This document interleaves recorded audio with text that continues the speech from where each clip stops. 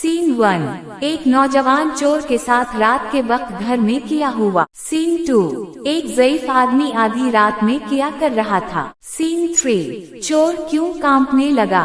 Scene 4, फजर की आजान सुनते ही चोर ने क्या किया। सीन 5, चोर बाबा जी के पास जाता है।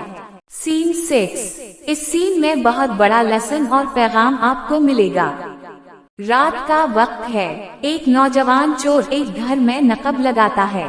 खामोशी से कमरों की तलाशी लेता है, मगर अचानक एक कमरे में दाखिल होकर रुक जाता है।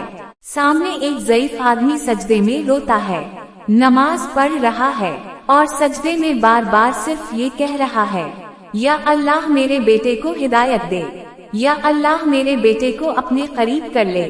चोर के हाथ कांपने लगते हैं, इसे लगता है जैसे ये दुआ उसी के लिए मांगी जा रही है, क्योंकि वो भी किसी का बेटा है। चोर वहीं बैठ जाता है और आंखों से आंसू बहने लगते हैं। आज़ान फजर की आवाज गूंजती है और वो चोर सजदे में चला जाता है। नमाज के बाद वो बुजुर्ग को कहता है, बाबा जी, मैं चोरी करने आया था, मगर आपकी दुआ ने मेरा दिल चोरी कर लिया। आज वही चोर मस्जिद में मुस्तकिल अजान दे रहा है, नौजवानों का उस्ताद है और कहता है, एक सजदे ने मेरी दुनिया बदल दी।